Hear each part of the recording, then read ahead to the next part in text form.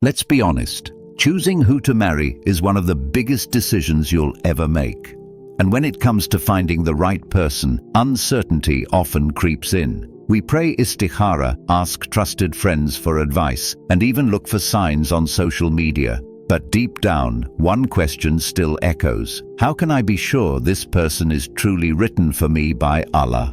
Dear brothers and sisters, we live in a time where emotions, societal pressures, and confusion cloud our judgment. Many enter marriage based on superficial factors like appearance, vibes, or simply because their family approves, only to spend years questioning whether they made the right choice. But the reality is, Allah doesn't leave His servants in the dark. He provides signs, opens doors, and grants clarity, if we truly seek it with sincerity.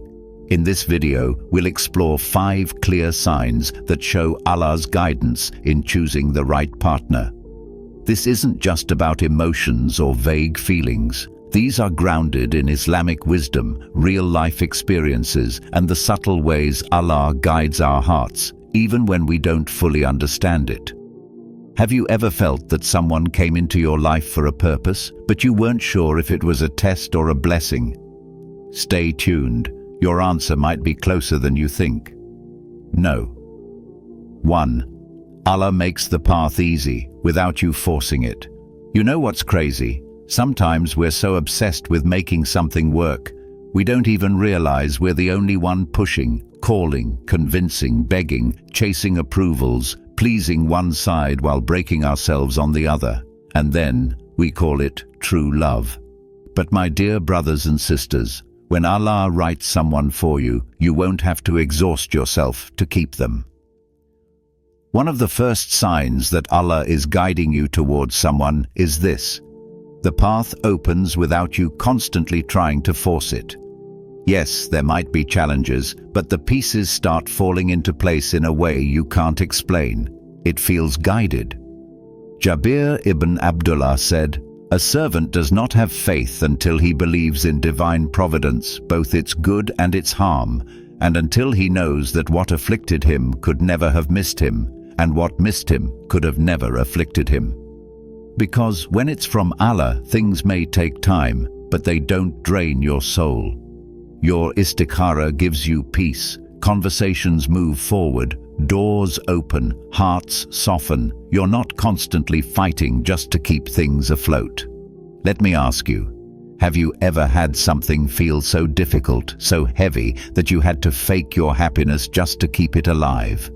Compare that to the things in your life that came naturally, where Allah made the way even when you didn't expect it.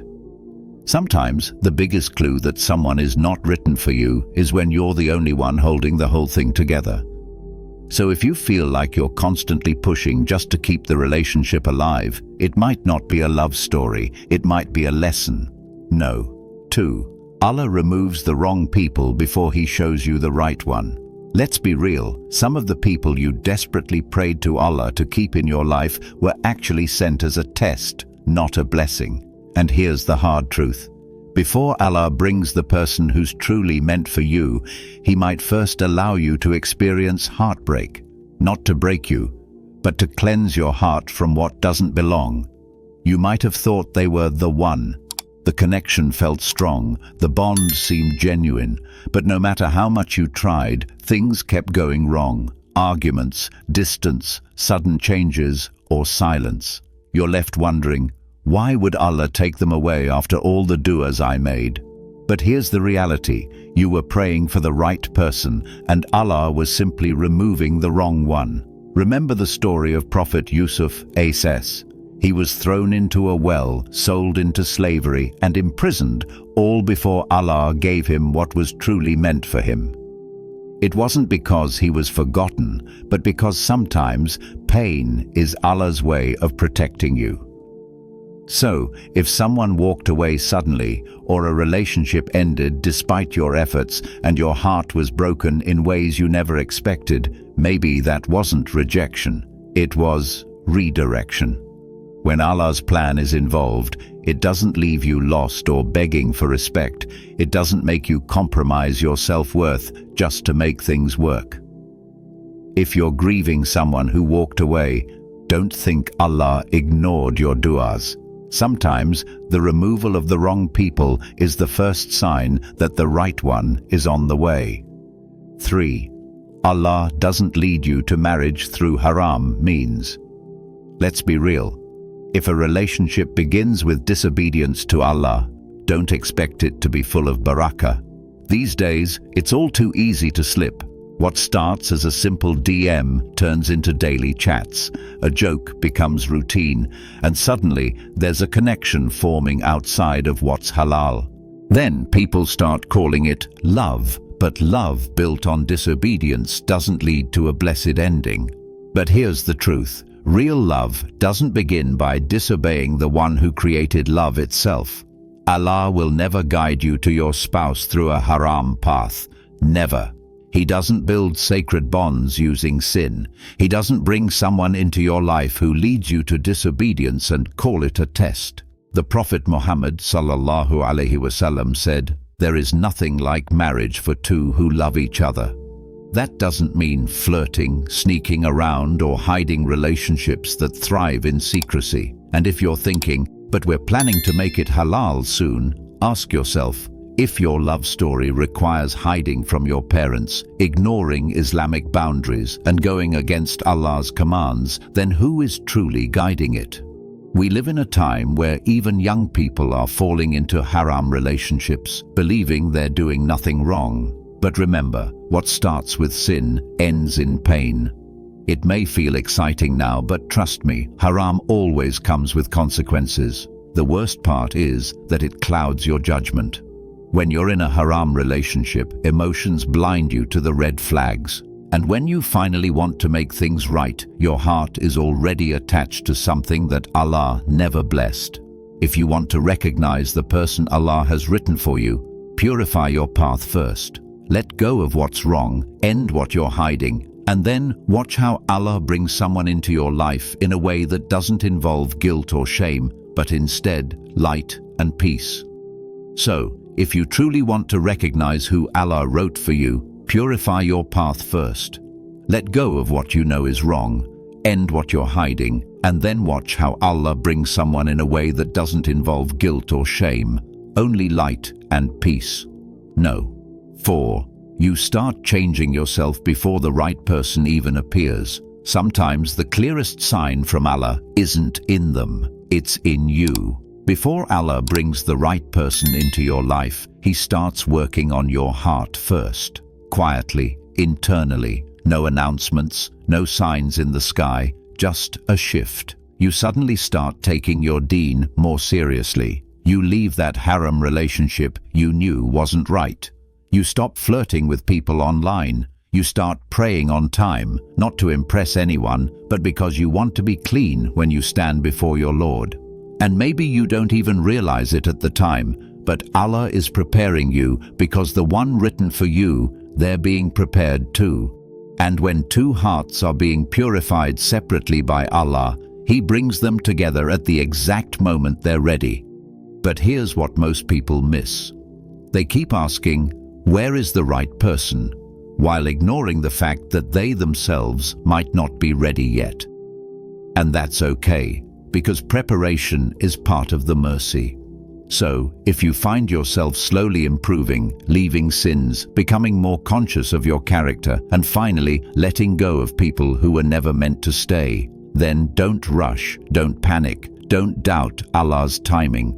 This change in you, this shift in your values, that's not random, that's a sign. Because Allah doesn't just send the right person, He shapes you into the right version of yourself, so that when you meet, you're both standing in front of each other with clean intentions, honest hearts, and nothing to hide. And that's not just a marriage, that's a gift. No. 5. You feel peace after istikhara, even if it's not what you expected. Let's be real. Istikhara is one of the most misunderstood gifts in Islam. People think it's going to come with a dream, a glowing sign, or some magical moment where everything just makes sense. But the truth is, most of the time, Allah answers with peace. You do istikhara, you leave the decision in His hands, and then something settles inside you. You don't feel anxious, you're not overthinking, you're not chasing signs every day, you just feel calm. And maybe the person isn't exactly what you pictured. Maybe they don't tick every single box. Maybe your heart still has a few hesitations, but deep down, there's no war inside you. That's a sign. The Prophet Muhammad, sallallahu alaihi wasallam, taught us that when something is right, Allah makes the heart content. Not excited like a movie romance, but content, tranquil, confident in a quiet way. Sometimes the opposite happens. You do istikhara, things fall apart, conversations dry up, your heart feels disturbed, unsettled, unsure. And it hurts because you wanted it to work. But what if that discomfort was your answer? What if Allah was removing what you wanted to protect you from what you couldn't see? The power of istikhara isn't in getting what you want, it's in trusting Allah even when He says no. So if you did istikhara and felt peace, even though it wasn't flashy, even though it wasn't emotional, even though it didn't match your plans, hold on to that. Because peace after prayer is not random. It's your Lord quietly whispering, "This is better for you." Conclusion. My dear brothers and sisters, choosing who to marry isn't just a decision. It's a journey that tests your patience, your faith, and your trust in Allah's plan. Sometimes the signs are clear. Sometimes they show up in ways you didn't expect, and sometimes Allah gives you silence, not because He's ignoring you, but because He's protecting you until the right time. But here's the truth. If you're sincere, Allah will guide you. Maybe not through dreams or dramatic moments, but through the soft calmness in your heart, through the redirections you didn't understand at the time, through the people He removed, and the version of you He's been patiently shaping. Because marriage in Islam isn't about falling in love, it's about rising in faith together. So, if you're still waiting, still confused, still healing from what didn't work, don't give up. Allah isn't late. He's just preparing something greater than what you're asking for. And if this message touched your heart in any way, then take a moment and comment this short dua below. Ya Allah, guide me to what's best for my deen, my heart, and my future. That simple line could inspire someone else who's silently struggling. And before you go, don't forget to like this video if it brought you peace, and subscribe if you want more reminders like this. It costs you nothing, but it helps us keep spreading these reminders to hearts that need them most. May Allah bless you with a spouse who protects your heart, strengthens your faith, and walks with you toward Jannah. Ameen. Until next time, stay sincere, stay patient, and trust the one who never fails his promises.